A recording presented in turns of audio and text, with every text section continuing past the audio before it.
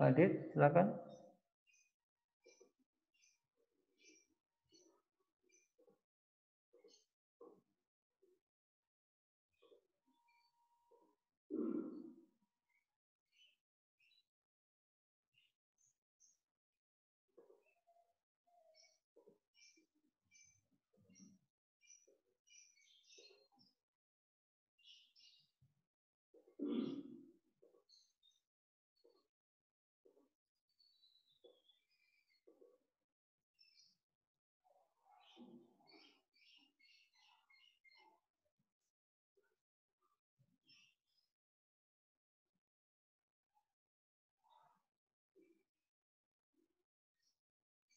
Dicek suaranya Pak Adit, belum muncul Pak suaranya.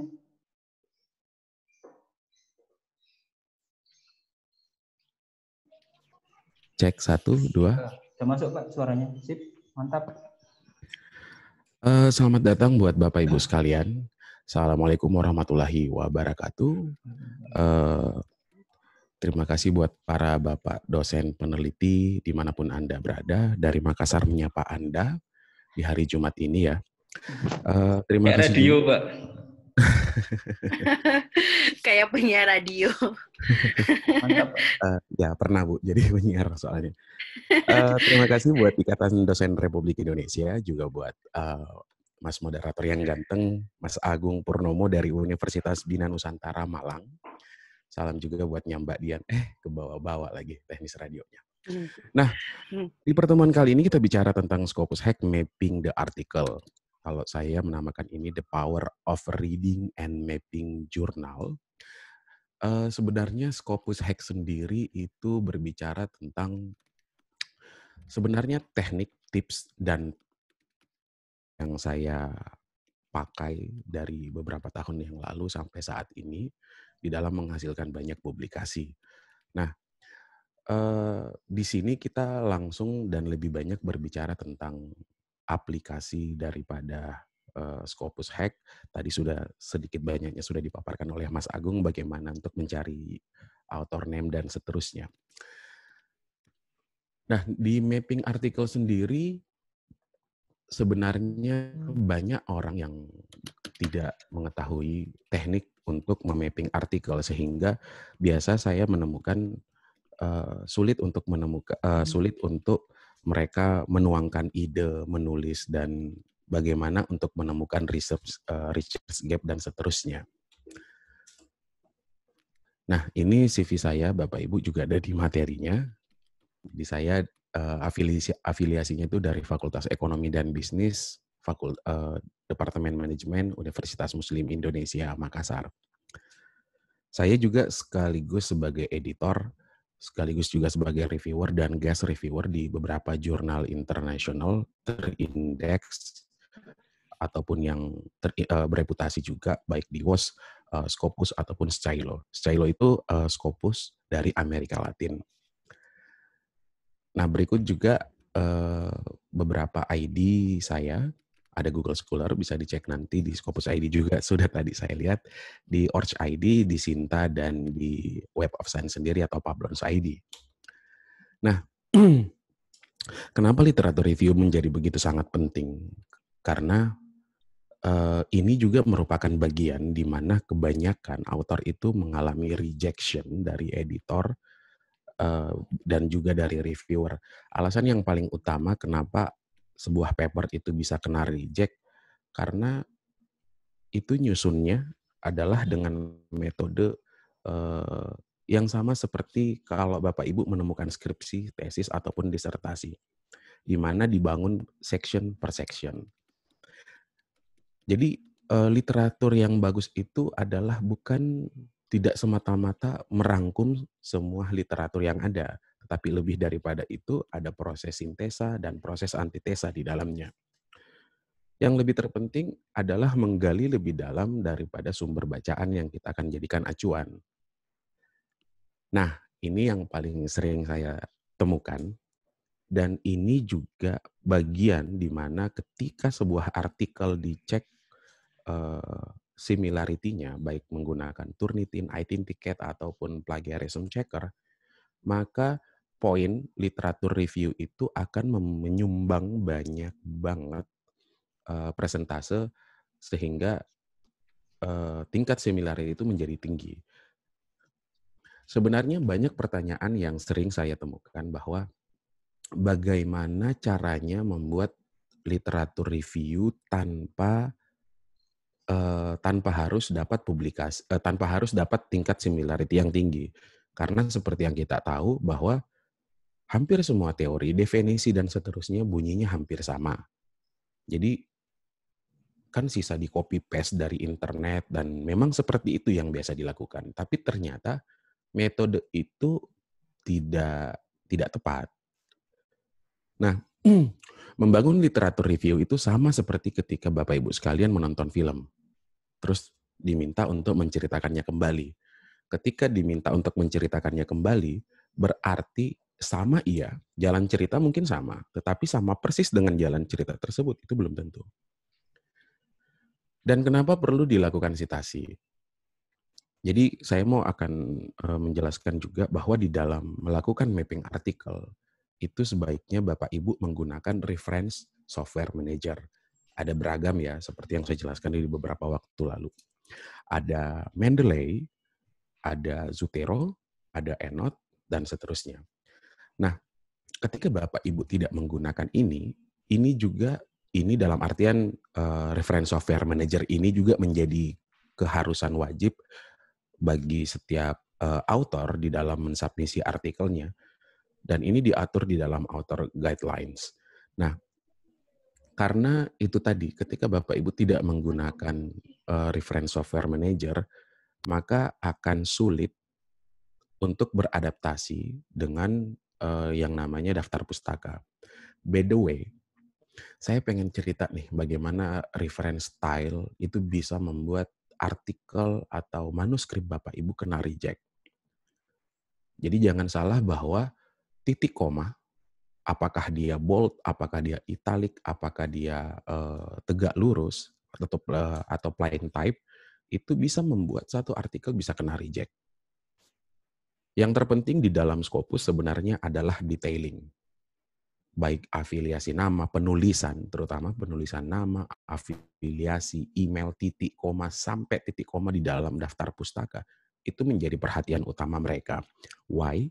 Ketika kita abai atau tidak terlalu memperhatikan aspek-aspek yang detailing seperti itu, mereka akan menyatakan bahwa kalau hal-hal yang sederhana seperti ini saja Bapak lalai, Bapak Ibu lalai, bagaimana saya sebagai editor itu meyakini riset Bapak Ibu sekalian? Sebenarnya alasannya memang cukup masuk akal. Kalau hal-hal yang paling kecil saja kita lalai, bagaimana dengan keabsahan, validitas, reliabilitas daripada riset yang kita bangun? Sehingga perlu alat atau perlu tool supaya membuat pekerjaan Bapak Ibu sekalian itu bisa menjadi lebih baik ya. Salah satunya adalah dengan menggunakan reference software manager.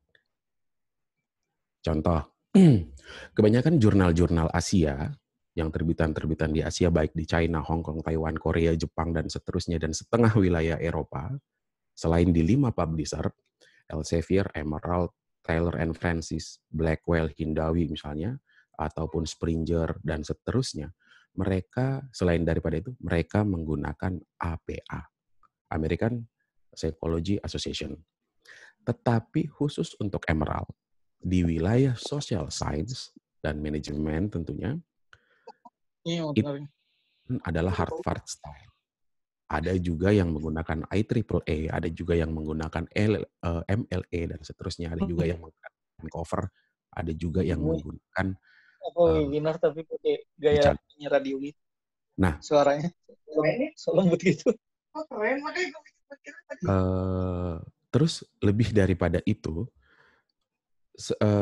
ketika Bapak Ibu sekalian tidak memperhatikan masalah reference style, maka coba deh diperhatikan artikelnya kembali. Bisa jadi dalam satu artikel itu model referensinya adalah gado-gado. Ada APA-nya, gabung juga dengan MLA-nya, gabung juga dengan Vancouver-nya. Nah, jika seperti ini, maka jurnal tersebut atau artikel tersebut maka akan kena reject. Mengapa kita perlu melakukan citasi?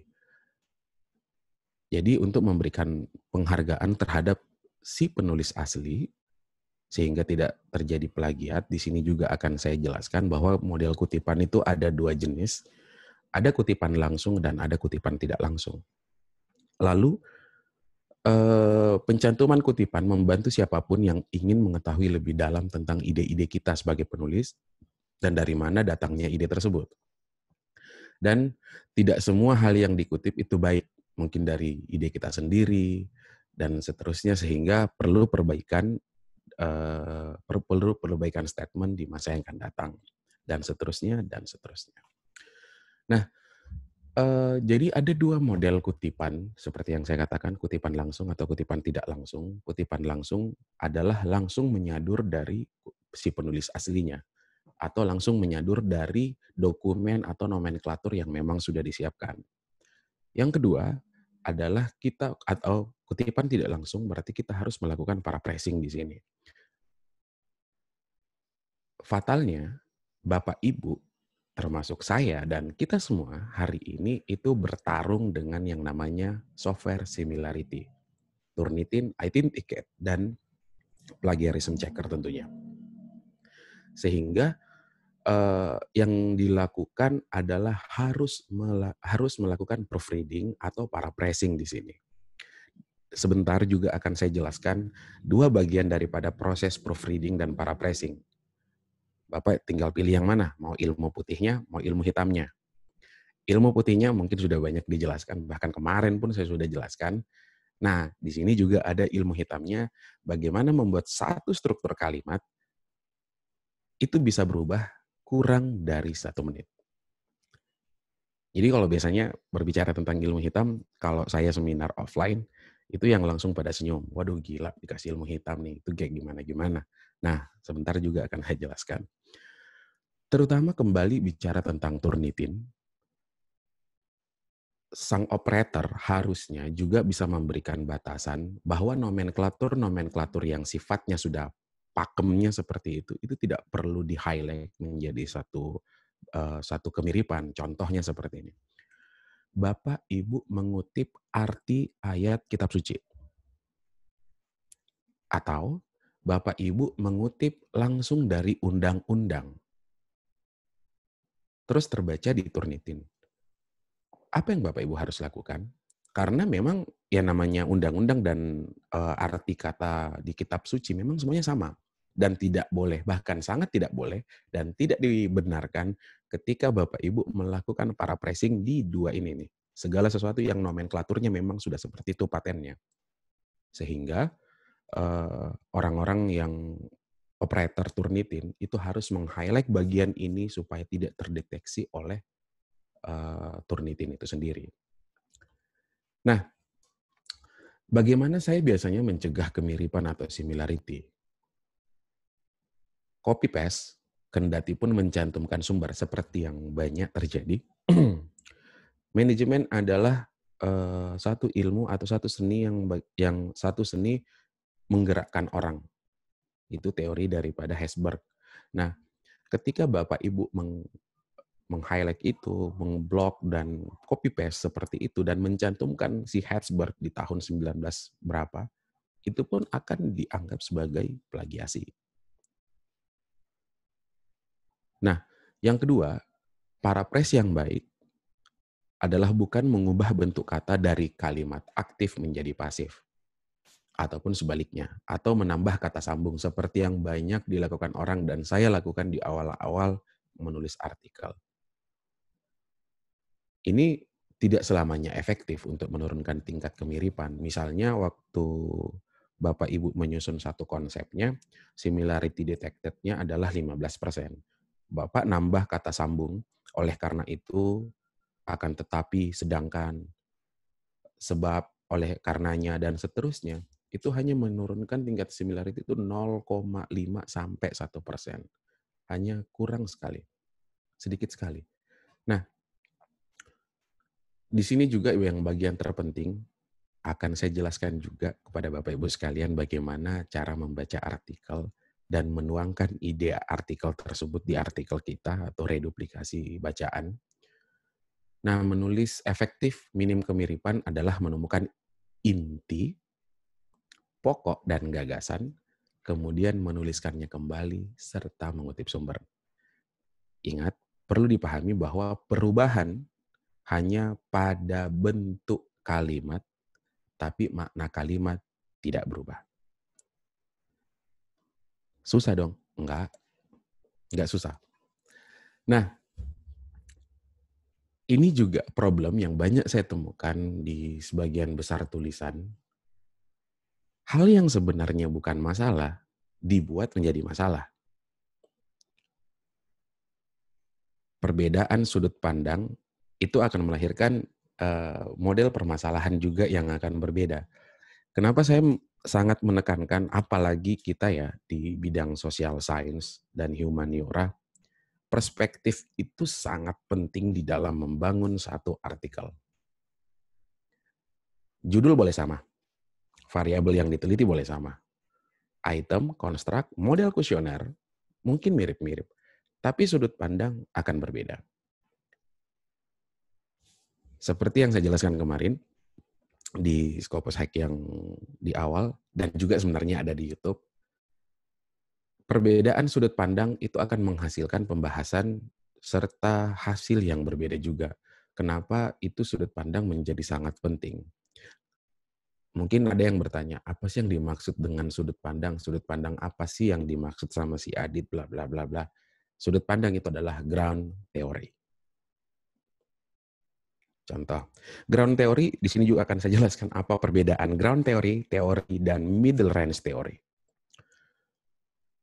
Bapak, misalnya tema kita nih, sama-sama kita adalah orang social science. Kita ngangkat satu tema. Bapak, Ibu ngangkat, kita sama-sama sepakat tema kita adalah e-commerce. Sudut pandang saya adalah teori keperilakuan. Sudut pandang Bapak Ibu atau teori yang digunakan adalah teori sustainability advantage atau teori keberlangsungan. Topiknya sama-sama e-commerce. Saya dari sisi keperilakuan, bagaimana perilaku orang Indonesia di dalam berbelanja, sedangkan Bapak Ibu meneliti tentang e-commerce dari sudut pandang bagaimana supaya e-commerce ini bisa sustain. Jadi kalau sebenarnya untuk menentukan ide bagaimana membuat riset menjadi lebih banyak, lebih atraktif, dan lebih variatif, ya sisa Bapak Ibu mengubah-ubah aja sudut pandangnya. Jadi tidak benar kalau ada yang mengatakan, ini nggak boleh pakai teori ini, sebab teori ini teorinya manajemen. Kita tidak boleh meneliti ini, sebab teori ini adalah teorinya SDM. Kita nggak bisa pakai teori ini karena Anda orang manajemen, karena ini teori yang mau dipakai adalah teori psikologi. Tidak boleh. Namanya teori itu berlaku universal. Dimanapun, kapanpun, siapapun, apapun bentuknya bisa digunakan. Ketika dia didikotomi, maka itu bukan teori namanya, tetapi middle range teori. Contoh, beberapa waktu lalu saya membuat satu topik riset di bidang lingkungan, CSR, Corporate Social Responsibility (2), antara kewajiban dan paksaan ditinjau dari teori kemunafikan. Dan itu sekarang in review ketiga di Elsevier. Jadi yang membuat tulisan itu menarik, membuat topik itu menarik, karena Bapak Ibu membuat satu riset dari sudut pandang yang lain.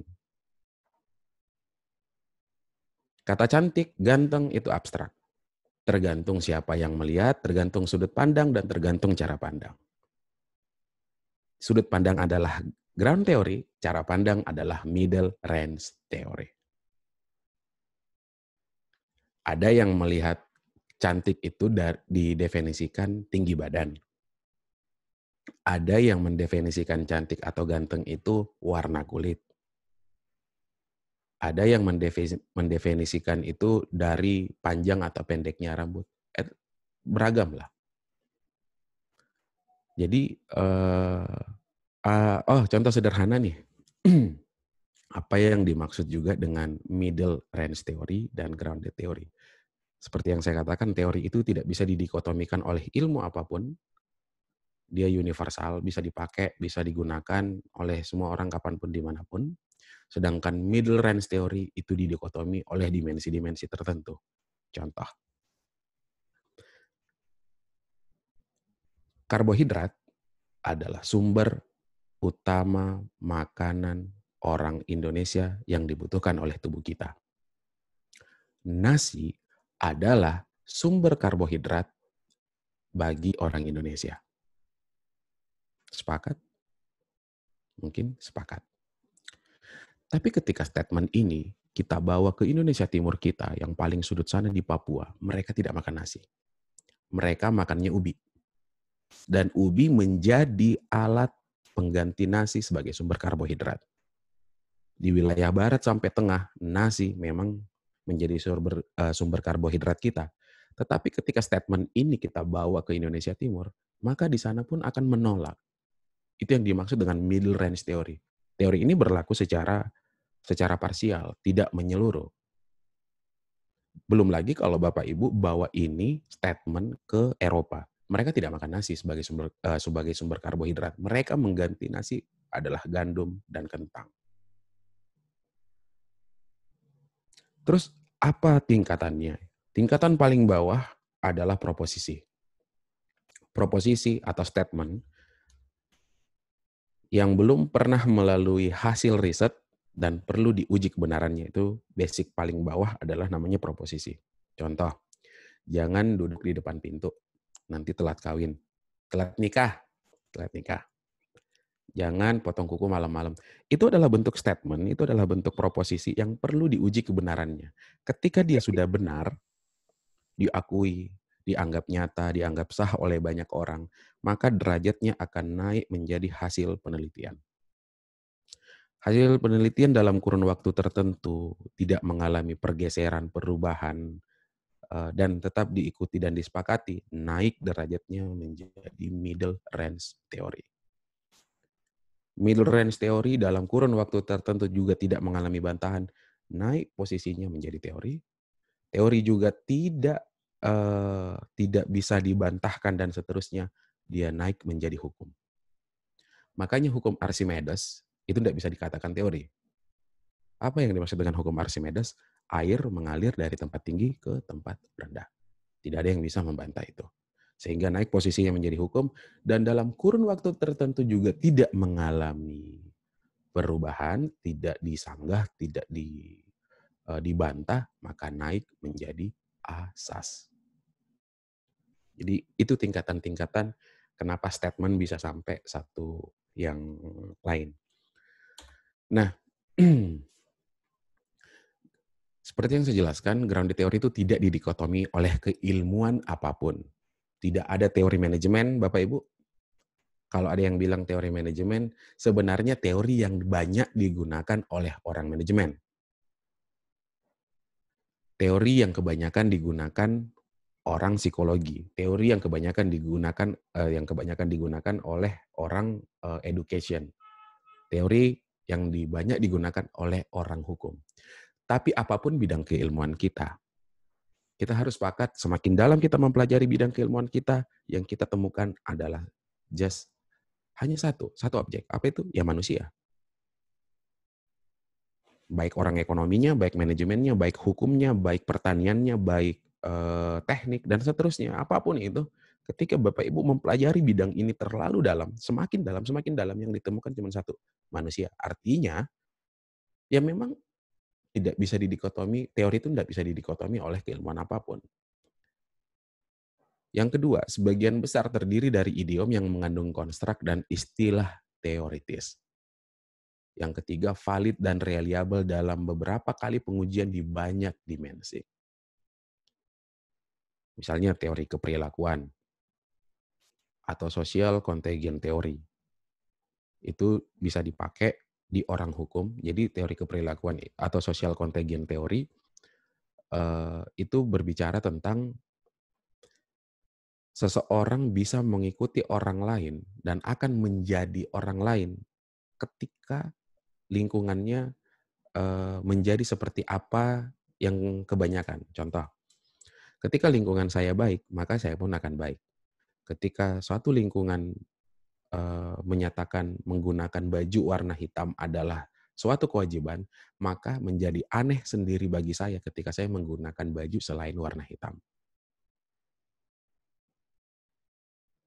Terus, apakah teori keperilakuan ini bisa digunakan di hukum? Bisa. Bisa digunakan di bidang lain, social science yang lain? Boleh.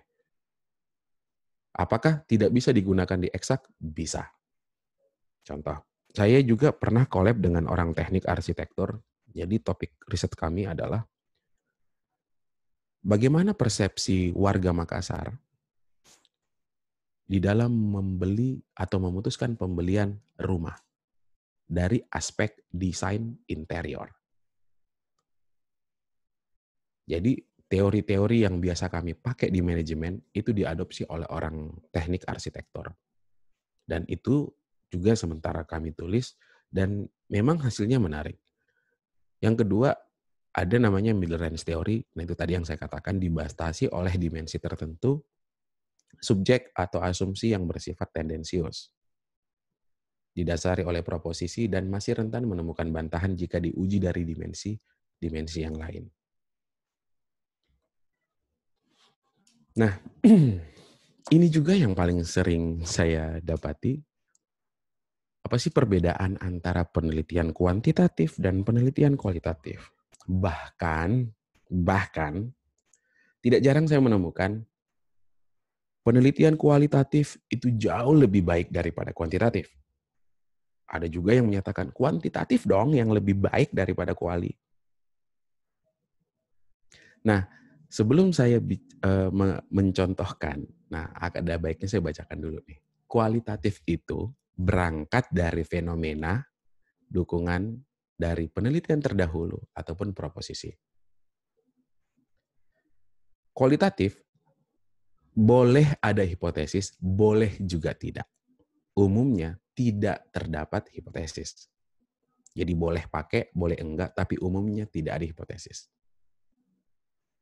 Produk akhir daripada kualitatif adalah hipotesis atau susunan middle range theory.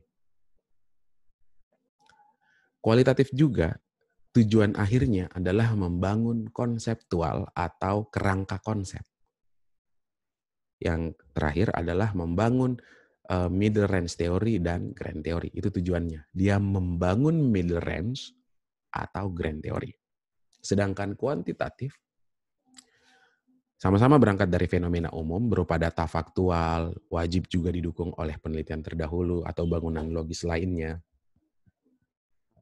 Dan yang kedua, starting point daripada penelitian kuantitatif adalah wajib menggunakan hipotesis atau dari bangunan logis dan rational statement lainnya. Produk akhir daripada kuantitatif, kalau di kualitatif adalah produk akhirnya adalah hipotesis, sedangkan di kuantitatif produk akhirnya adalah pengujian hipotesis. Di sini kita sudah bisa membedakan. Satu membuat hipotesis, yang satu menguji hipotesis. Satu membangun konseptual, kuantitatifnya menguji konseptual. Kualitatifnya membangun middle range theory dan grand theory, kuantitatif menguji middle range theory dan grand theory. Saya kasih contohnya seperti ini Bapak Ibu. Saya mengatakan, di ujung jalan sana terdapat 5 perempuan cantik, 3 laki-laki ganteng. Di ujung jalan sana terdapat 5 perempuan cantik dan 3 laki-laki ganteng. Ini statement dan ini hipotesis. Dan ini kualitatif. Terus teman saya ngomong, yang benar. Gue pengen ngecek Nah, Pergilah teman saya ke ujung jalan sana untuk membuktikan statement saya apakah benar 5 orang ini cantik dan 3 orang ini ganteng. Ketika dicek, ternyata nggak semuanya cantik, Dit. 5 ini 4 yang cantik banget, satunya biasa aja. 3-nya ini dari yang 3 si laki, satunya ganteng banget, 2-nya biasa aja. Jadi 1 membangun, 1 menguji. Terus yang mana yang lebih baik? Tergantung penelitian Bapak Ibu. Kalau penelitian-penelitian yang memang sifatnya memerlukan pengembangan lebih dalam, maka masuknya ke kualitatif. Kalau sifatnya untuk mengonfirmasi, nah ini bangunan abstrak nih, saya pengen jelasin. Kalau Bapak Ibu membaca struktur abstrak, tujuan penelitian adalah untuk mengkonfirmasi, untuk menginvestigasi, berarti bahasa ini adalah bahasa kuantitatif. Termasuk untuk menganalisa, termasuk untuk menguji, itu bahasa-bahasa kuantitatif. Selain daripada itu bahasa kualitatif. Jadi kalau misalnya, the purpose of the study aims to investigate. Tujuan daripada penelitian ini untuk menginvestigasi. Tujuan daripada penelitian ini adalah untuk merekonfirmasi. Berarti itu adalah kuantitatif. Di luar itu, kualitatif. Tujuan daripada penelitian ini adalah untuk membuat critical review. Tujuan daripada penelitian ini adalah pengungkapan fenomena. Tujuan daripada penelitian ini adalah sebagai dasar pengambilan keputusan berdasarkan ini fakta-fakta fenomenologi, berarti itu kualitatif.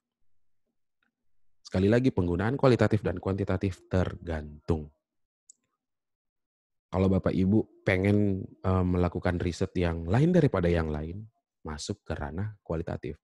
Karena di kuantitatif itu kita tidak akan bisa menambah atau mengubah sesuatu. Contoh, di dalam teori marketing ada namanya marketing mix atau bauran pemasaran. Yang McCarthy di 1972 menyatakan 4P. Price, Promotion, Product, Place. Ketika hilang satu, berarti tidak bisa dikatakan marketing mix. Nah, itu yang dimaksud.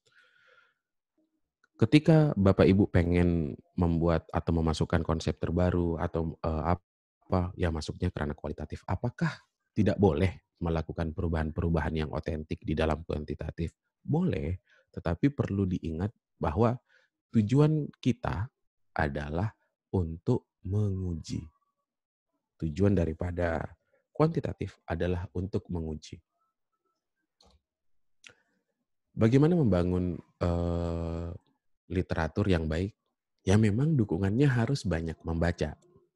Kenapa saya menyarankan Bapak Ibu, termasuk mahasiswa saya di S1, itu bacaannya adalah Scopus, karena yang saya senang dari Scopus, atau apapun itu ya, tulisan-tulisan bule, tulisan mereka itu to the point. Sekali lagi, yang membuat, ini bukan yang kedua lagi nih, udah banyak nih, yang membuat tulisan itu bisa kena reject, karena ngalor, ngidul, dan seterusnya. Sedangkan budaya bule itu to the point. Kenapa saya mengatakan ini sangat penting? Beberapa kali di awal waktu saya membuat Scopus, membuat artikel Scopus, review mereka itu satu. Tulisan ini bagus, tapi saya sulit untuk menemukan mana gigitan tulisan ini. Terlalu banyak paragraf yang menjelaskan tidak pada semestinya bagus, tapi ini useless.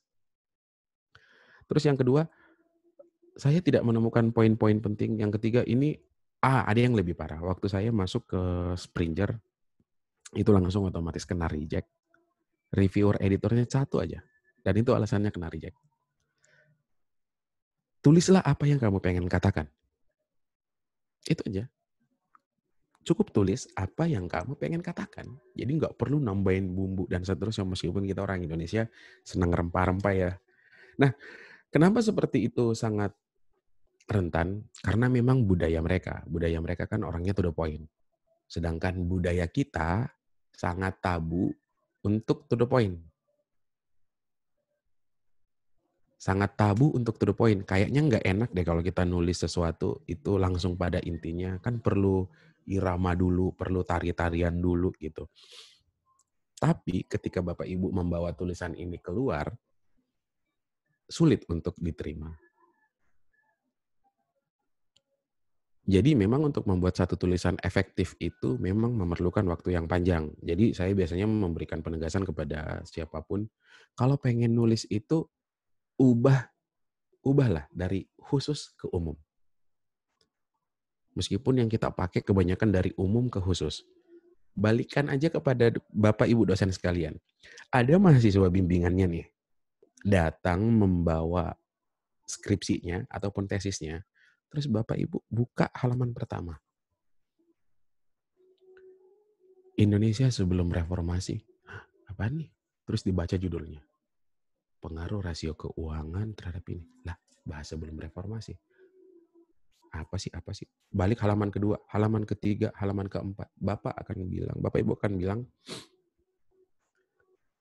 ini tidak ada fenomena, ini tidak ada data yang bagus, ini tidak nyambung, bla bla bla. Ini saya tidak tahu mana poin yang terpenting di sini. Padahal bisa jadi poin yang pentingnya dia mau jelaskan itu ada di halaman 7. Sedangkan di halaman 1 Bapak baca masih menemukan hal-hal yang sifatnya umum. Halaman 2 juga begitu, halaman 3. Oke, stop. Sehingga diberikan simpulan seluruh isi tesis disertasi ini ataupun skripsi adalah tidak ada fenomena. Sehingga kenapa sebenarnya menulis dari gaya yang umum itu tidak selamanya baik. Kalau saya mungkin penganut yang to the point ya. Saya suka hal-hal yang memang to the point. Makanya Scopus Hack itu ada. Karena ya memang ini bicaranya to the point. To the point loh kalau kita kayak gini-gini aja. Jadi udahlah kita nggak perlu takut-takutin orang. Jadi Scopus itu juga bukan setan-setan banget yang perlu ditakuti. Ini cukup perlu strategi aja. Strateginya adalah itu satu. Kurangilah frekuensi Bapak Ibu sekalian untuk menulis hal-hal yang sifatnya umum. Yang kedua, rentan selain dia rentan kena reject. Kenapa saya juga nggak menyarankan itu? Karena biasanya Bapak Ibu itu akan melakukan pengulangan kata dan pengulangan makna berulang-ulang di dalam satu tulisan. Masa sih? Kayaknya nggak juga. Saya pengen nantang, saya pengen nge-challenge Bapak Ibu baca papernya. Baca papernya dan bandingkan paper yang ada di Scopus, di Emerald, Science Direct, dan seterusnya. Coba dibandingkan. Paragraf satunya langsung bicara to the point. Tang. Nah, kalau Bapak Ibu juga sulit untuk menemukan bagaimana menulis yang khusus ke umum, cukup tujuan penelitiannya aja yang jadi paragraf pertama. Karena jangan sampai Bapak Ibu ketemu dengan reviewer yang juga akhirnya mencari-cari yang mana ya ini paragraf, yang mana ya state of art, yang mana ya tujuan penelitian. Sehingga menjadi wajib memang disarankan kalau saya waktu di awal-awal masuk ke Scopus, itu tujuan penelitian yang saya jadikan bab pertama. Tujuan penelitian ini adalah untuk menginvestigasi dan merekonfirmasi kembali hasil penelitian terdahulu dari si Aditya. Jika penelitian Aditya menggunakan teori-teori keperilakuan, maka di penelitian ini yang menjadi kebaruan adalah saya menggunakan teori-teori keberlangsungan perusahaan misalnya, atau dari teori-teori psikologi. Diharapkan penelitian ini dapat menjadi dasar bagi pengambilan keputusan, atau misalnya bisa jadi critical review dan bahan diskusi untuk kita semua, serta menambah pengetahuan bagi bidang ilmu manajemen, bagi bidang ilmu social science, bagi bidang ilmu humaniora dan education. Just it di paragraf 1. Baru mulailah yang umum-umum di paragraf kedua. Tapi menulislah dengan efektif. Nah, di dalam membangun literatur review, Jadi Bapak Ibu itu harus hindari section per section. Seperti yang saya jelaskan, section per section seperti ini. Misalnya Bapak Ibu meneliti 3 variabel, ada namanya variabel inovasi, misalnya kalau dalam kami manajemen, variabel inovasi, variabel wawasan wirausaha terhadap performa bisnis. Jadi dijelaskan satu persatu nih. Ada yang terima sebenarnya, tapi lebih banyak yang menolak. Karena dianggap tulisan yang section per section itu sulit untuk menemukan flow. Sehingga umumnya di literatur review ini digabung dan dibuatkan cantelan kalimat supaya kalimat antara ke inovasi ke wawasan wirausaha itu punya kesatuan dan bisa nyambung kalimat ini. Pernah saya menulis ini dan slide ini menjadi dasar karena saya dulu pernah kena reject, itu jawabannya kayak gini. Jawaban editornya kayak gini. Tulisan ini tidak memiliki flow dan terlalu banyak section di sini. Di sini tulisan ini lebih cocok jadi buku daripada jadi artikel. Dan yang selanjutnya adalah terlalu banyak menulis definisi. Sebenarnya bagus menulis definisi itu. Tapi maknanya, namanya definisi ya, maknanya hampir sama semua. Dan sehingga karena hampir sama semua, itu useless. Nah, yang paling terpenting adalah literatur review yang baik adalah bernarasi. Jadi Bapak Ibu harus bernarasi serta memiliki flow dibangun berdasarkan konsep yang logis atau berdasarkan hasil penelitian terdahulu. Bagian literatur review memuat keterkaitan antara grounded theory, middle range theory sebagai bangunan yang ideal. Jangan memasukkan fenomena lagi, sebab ini bukan tempatnya. Ini yang topik yang akan kita berikan kepada Bapak Ibu, bagaimana caranya memapping. Apakah memang perlu, Pak, untuk memapping? Iya, perlu.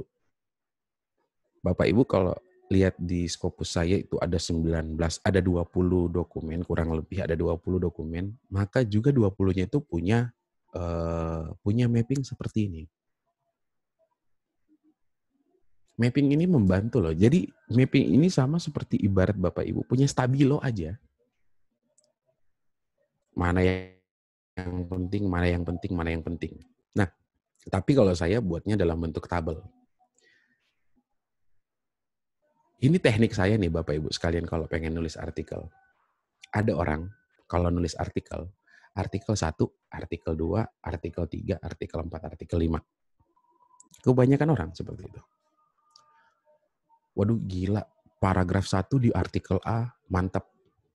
Copy, pindah. Artikel kita, artikel 6. Artikel 6 adalah artikel kita. Wah, kayaknya paragraf ketiga di artikel B di halaman 28 bagus. Ambil, sambung di artikel kita di artikel 6. Tek. Artikel 3 juga begitu. Ini kayaknya kata-katanya mantap nih. Ambil, tek. Paste di sini, ambil, paste. Apa yang terjadi? Yang ada itu sulit untuk menjahit kalimat-kalimatnya orang. Masa sih?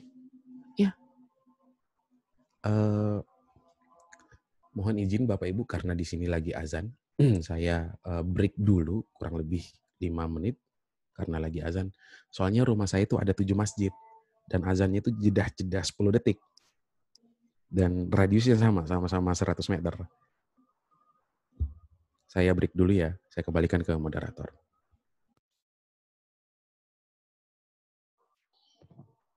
Oke, kita istirahat dulu, Pak.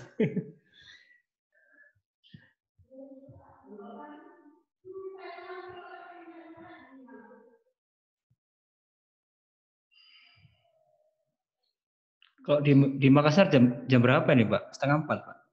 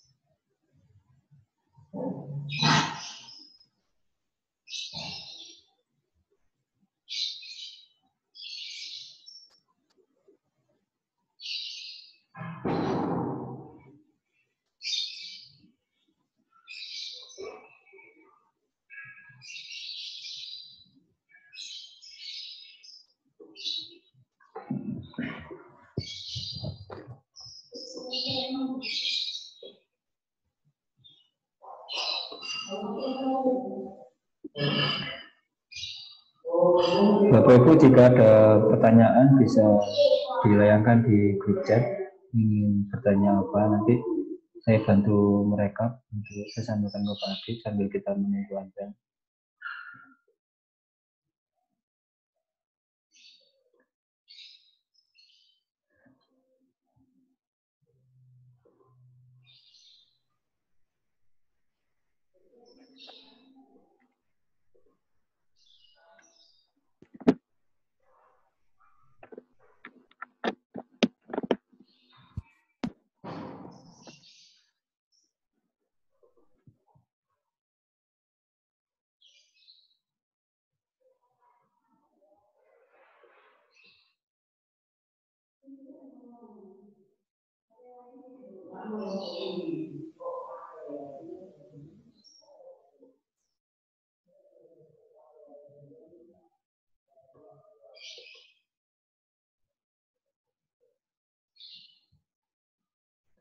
Materi kali ini kami rencanakan sekitar 1 jam.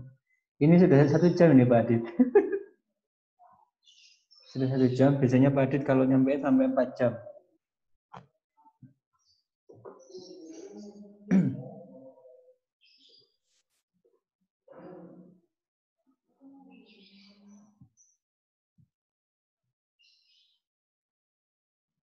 Mungkin setelah ini langsung praktek mungkin Pak Adit, yang langsung sesi praktek.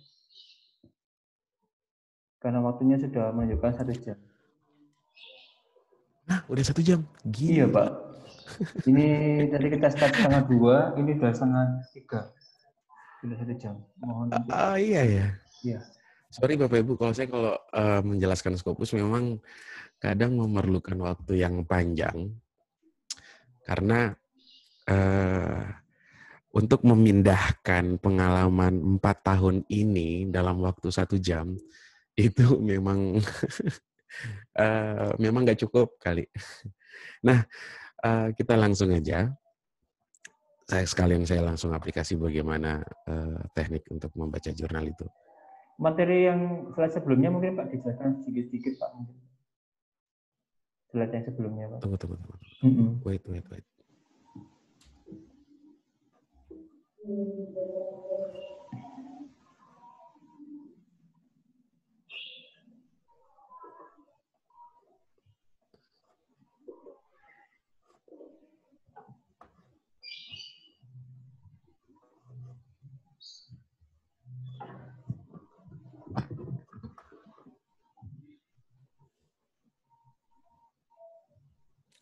Kalau ini ini nih. Umumnya kalau ini biasanya tabel-tabel ini biasanya ada di penelitian terdahulu skripsi ataupun tesis mahasiswa kita kan. Kadang-kadang dosen itu nyuruh mahasiswanya gini, kalau kamu nggak bisa nulis, ya kamu harus banyak baca dong, bla bla bla bla bla. Nah giliran dosennya pengen nulis artikel, dia juga sama jawaban, nggak tahu mas, nggak tahu pengen nulis apa, bingung apa ya yang kira-kira yang tepat. Sebenarnya untuk menulis itu yang baik, mulailah dengan mapping yang umum dilakukan orang itu sampai di hasil kesimpulan. Kalau saya nambah lagi ada namanya role supaya saya bisa tahu ini dukungan citasi kah atau ini gap research. Contoh, tabel ini akan saya narasikan seperti ini. Ho Nguyen et al. Di tahun 2018 melakukan penelitian tentang inovasi dari sudut pandang teori RBV dan teori kewirausahaan, di mana menyatakan bahwa orientasi pelanggan, orientasi kompetisi, dan koordinasi antar fungsi itu berpengaruh terhadap inovasi dan performance. Pernyataan ini juga sejalan dari hasil penelitian yang disampaikan di tahun 2014 sebelumnya, di 4 tahun sebelum Ho Nguyen et al. Melakukan risetnya. Dalam kurung, Valian et al., Sofia Najova et al., bukan Sofia Najova, Hayati dan Ruhifanti di tahun 2016. Akan tetapi, pendapat yang berbeda dikemukakan oleh Sofia Najova et al. Yang menyatakan bahwa orientasi kompetisi tidak berpengaruh signifikan terhadap kinerja. Begitu juga sebaliknya, bahwa orientasi pada kompetisi tidak berpengaruh kepada profitabilitas. Itu kata-kata yang saya barusan buat, itu diketik. Bukan Bapak Ibu yang ketik, tapi begitulah menarasikan bentuk kata di literatur review, utamanya untuk bangunan hipotesis. Kalau misalnya terlalu banyak kalau membuat literatur review seperti itu, jadi definisi-definisi boleh, 2-3 definisi, tapi sampaikanlah keterkaitan ini dengan bentuk narasi. Terus di dalam Scopus itu sendiri, di dalam Scopus itu sendiri, idealnya berapa artikel ya? Jadi Scopus itu minimal 25 sampai 80 sampai 82 boleh, sampai 200-an pun boleh. Tetapi yang perlu dipahami bahwa Bapak Ibu menjadikan kutipan itu yang memang benar-benar memiliki relevansi. Kalau enggak, ya jangan.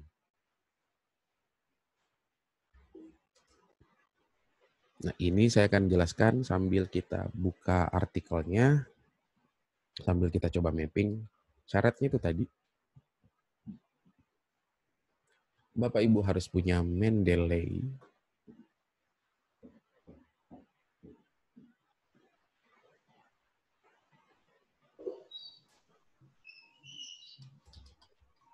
Keluar dulu Pak, itu Pak. Cancel dulu.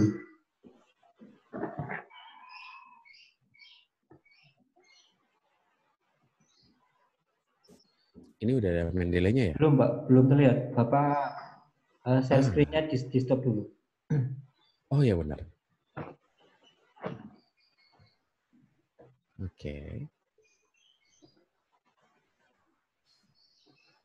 Oke, sudah masuk. Kalau saya memang udah punya banyak, di sini tuh ada ratusan lah.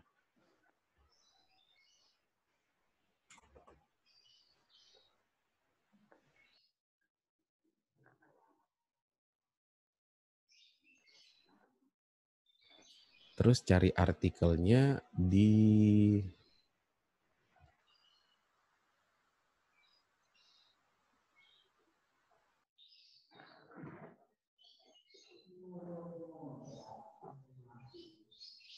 Terputus Pak, Pak Adit. Halo Pak Adit, terputus.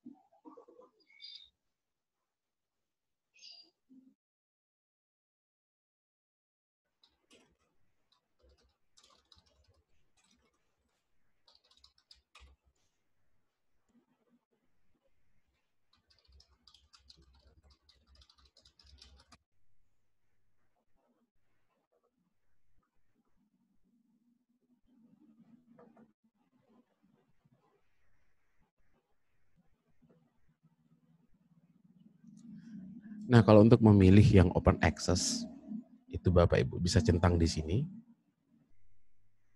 Jadi cari dulu innovation.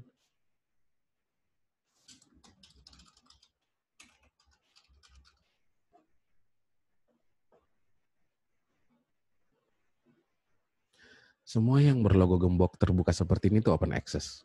Jadi Bapak bisa download dan seterusnya. Nah, sama juga seperti ini, pilih yang open access. Cuman bedanya open access itu apa ya? Kalau di Science Direct, kebanyakan menampilkan prosedia. Kalau prosedia itu proceeding. Apakah nggak bagus? Bagus juga sebenarnya. Cuman ya seperti kita tahu lah, jurnal artikel-artikel di proceeding kadang dibatasi halaman. Jadi sebenarnya topiknya sangat bagus, sangat menarik.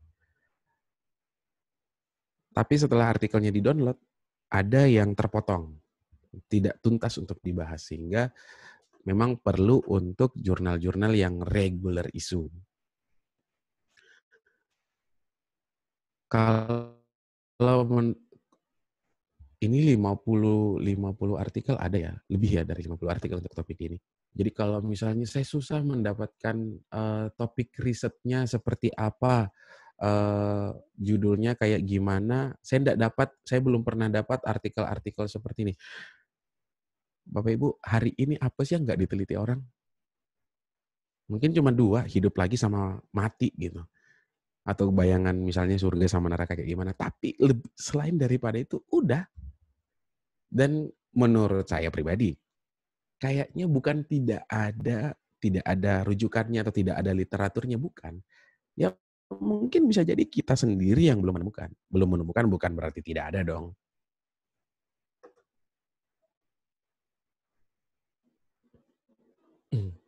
Misalnya ini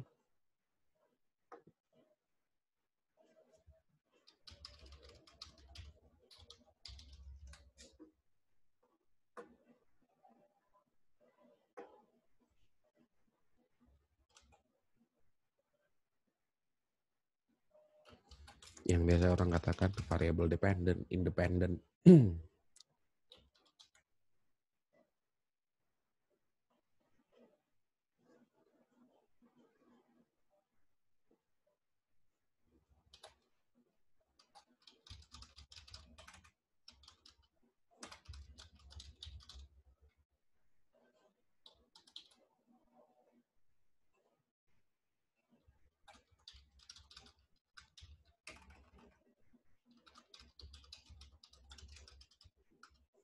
Jadi kalau misalnya dari education atau dari bidang selain manajemen, boleh mengadopsi cara ini. Sisa diganti variabelnya.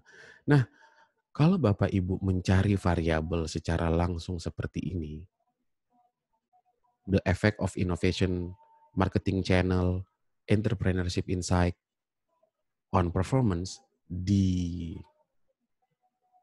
sini, maka sulit untuk menemukan artikelnya. Nah, jadi Bapak Ibu harus nyari itu per satu keyword. Nah, seperti tadi, misalnya innovation on performance, marketing channel on performance, entrepreneurship on performance. Jadi misalnya Bapak pengen artikel yang jadi rujukan 100 artikel. Waduh, banyak amat. Bapak Ibu, saya kalau mapping artikel hari ini 250 artikel itu 3 hari. Ya, bacanya juga kayak main-main. Nah, apakah 100 artikel itu kebanyakan? Enggak sebenarnya. Tinggal dibagi aja 100 artikel dibagi 4.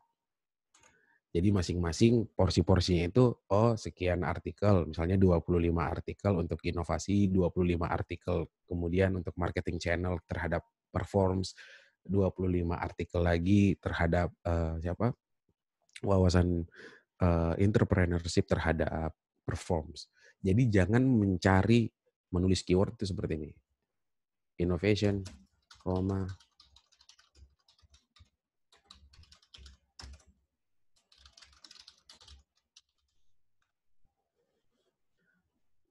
nah, ada, nih, misalnya kayak gini nih. interpersonal culture, bla bla bla. Mungkin ini masih nyambung ya. Tapi kebanyakan itu di luar bidang ibu nih. Art of hidden franchise, marketing capability, bla bla bla. Dan ini bukan seperti yang Bapak Ibu cari di sini. Sehingga perlu seperti ini. Satu persatu. Nah, kita pilih yang open access dan kita coba download. Download lagi. Download lagi.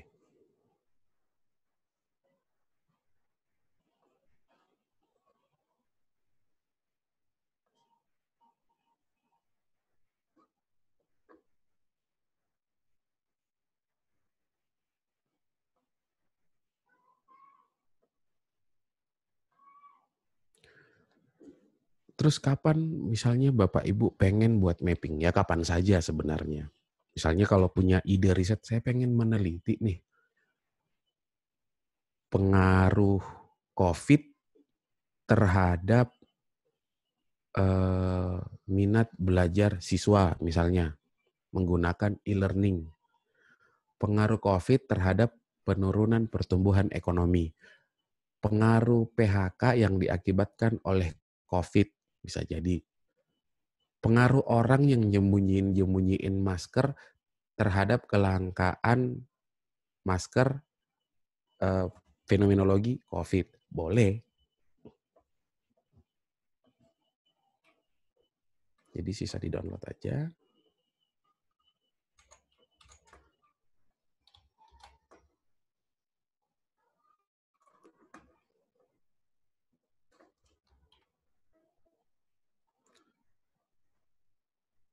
Namanya adalah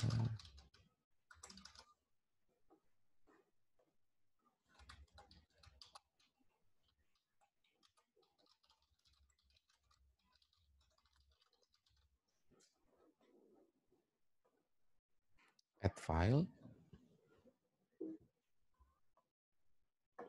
download.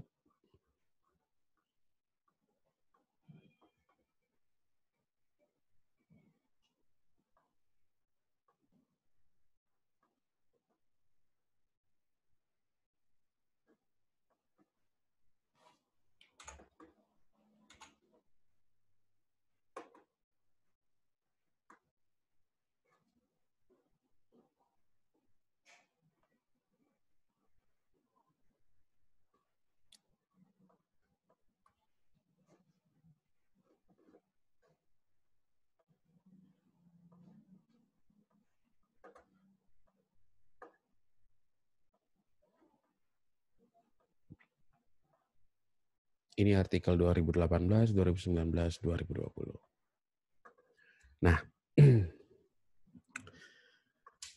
Bapak Ibu harus perhatikan, keyword yang saya cari adalah innovation on performs. Yang pertama yang Bapak harus pahami adalah baca dulu judulnya. Kalau kata-kata innovation ada, maka pindah ke keywordnya. Kalau misalnya judulnya tidak menyatakan ada kata-kata innovation, coba di make sure di keyword.